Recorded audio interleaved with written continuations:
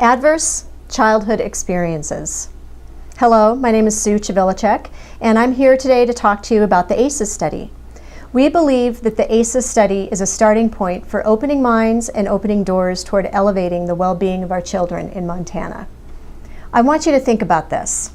How would you work differently if you had a greater understanding of the effects of childhood trauma? How would your job feel if our families were healthier? And how would our communities change if we could invest our resources more wisely? The ACE study came out of a collaboration between the Centers for Disease Control and Kaiser Permanente in San Diego. What started out as an obesity study quickly led the investigators to asking bigger questions. So the study looked at 17,400 adults. These were people who had health insurance, middle class people with jobs, normal everyday folks. But while the participants were adults, the study wanted to look at the adversity they faced in their childhood. What happened to them between the ages of 0 and 18 that might affect their health outcomes as adults?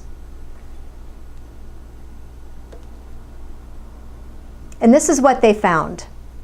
This shows the path that ACEs can take throughout a person's life.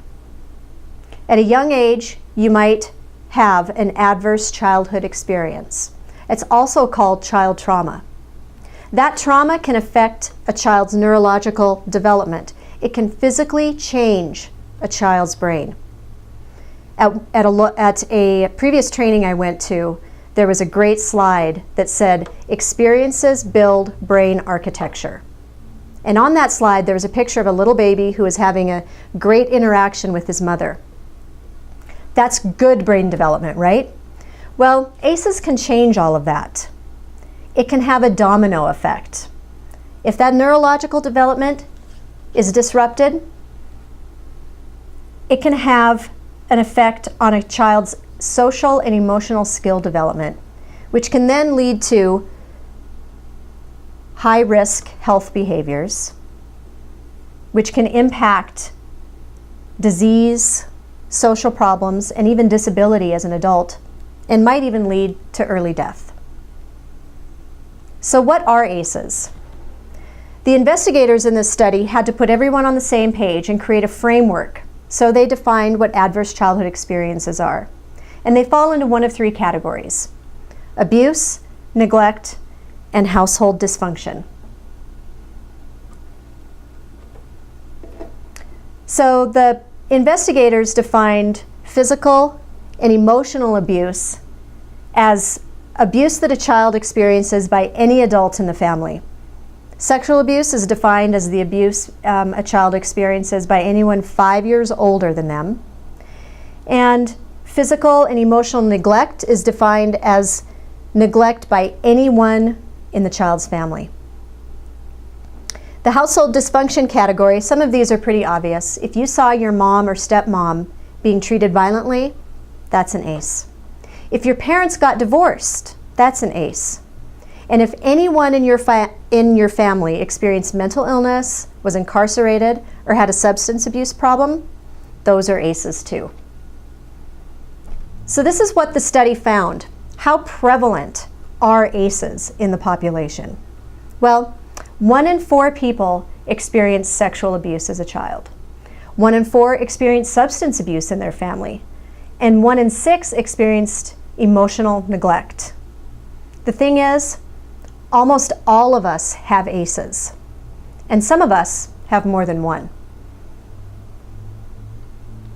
Of those 17,000 original participants in the ACEs study, 1 in 3 had no ACEs, no adverse childhood experiences. But that means the other 2 in that group had 1 or more ACEs. So how do you get an ACE? Well, maybe your parents divorced. 2 ACEs? Maybe your parents divorced because your dad was an alcoholic. 3 ACEs? Maybe your parents divorced because your dad was an alcoholic and he beat your mother. 5 or more ACEs? Maybe your parents divorced because your dad was an alcoholic who beat your mother and you and went to jail for it. Or maybe all of that happened and more. If all of that happened, what impact do ACEs have on us as adults? It's all about the negative health and social outcomes. And it's all about risk. The more ACEs you have, the more risk you have for these negative social and health outcomes.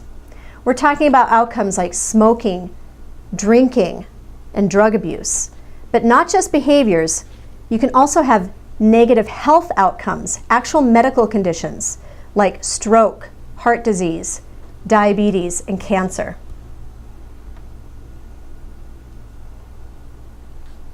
So, it's all about risk. All of the social and health problems that we see in the adults that we work with, the kids that we work with even, the families that we work with, and sometimes even ourselves, can be tied to ACEs. And by the way, 4 ACEs seems to be the tipping point. That's where you'll see the risk jump up. And what we've learned is that ACEs tend to cluster. So if you have 1 ACE, chances are you'll have more. So let's take a look at how ACEs are tied to a few things in real life. How are ACEs tied to the prevalence of antidepressant use? Well, there you can see by this graph that 4 is the magic number. The risk for being prescribed antidepressants goes up when you have 4 or more ACEs. Think about how our communities would change if we could reduce the number of antidepressants prescribed. The next slide shows us how ACEs are tied to smoking as an adult. That trend line just keeps going up. Think about all the resources that our communities devote to anti-smoking efforts and the health problems that come along with smoking. What could we do with those resources instead if our ACE scores were to lower? And lastly, what about how ACEs are tied to liver disease? All these graphs are the same. You see the risk score increase as our ACE score increases. But it's not just health problems. Our ACEs can affect our quality of life too. Here's some information about how ACEs are tied to absenteeism from our job, our performance at our job, and how many serious financial problems we have. Think about how your office or the building you work in would feel differently if everyone had a low ACE score. But most importantly for Montana, ACEs have a clear impact on the suicide problem. We all know the statistics. Montana is always at the top for suicide in the nation. In fact, the highest rate of suicide in Montana is among our Native American communities.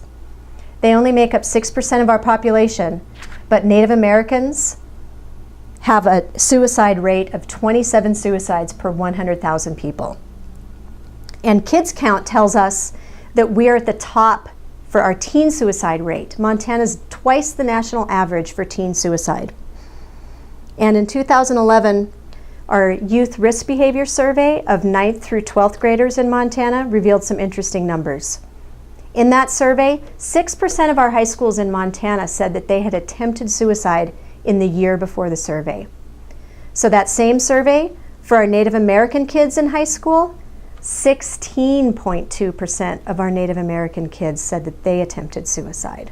That's 1 in 6 of our Native American high schoolers in Montana attempted suicide. How would decreasing our ACEs scores change the suicide problem in Montana? So Montana did our own ACEs study. It was done in 2011, and this is what they found. 40% of Montanans had no ACEs. 43% had between 1 and 3, and 17% had 4 or more. So what that means is that 60% of the adult population in Montana had an ACE score of 1 or more. And coincidentally, that's similar to what the original ACEs study found in their population in California. It's important to remember, though, that adversity is not destiny. The die is not cast simply because you have an ACE score of 4. So, what is the power of the ACE study? Why should it change the way we work with people? The power is in its simplicity. The data, it's clear and it's simple. Everyone can understand this. ACEs are common, and ACEs pile up and can have a cumulative effect on our overall health. This study can and should impact how we work with people. It's a powerful tool for opening up these conversations. How would you work differently if you had a greater understanding of adverse childhood experiences and you could give people clear facts? How would your work look and feel if we could stop that generational transmission of ACEs? How would you feel about your job if we could work with our partners in a more targeted way? And how would our communities change if we could invest our resources more wisely to help our families? So, what can you do about all of this? Well, I would challenge you to think differently. Instead of asking what's wrong with you, I think you should ask what happened to you. Chances are you'll get a more informed response. Thank you.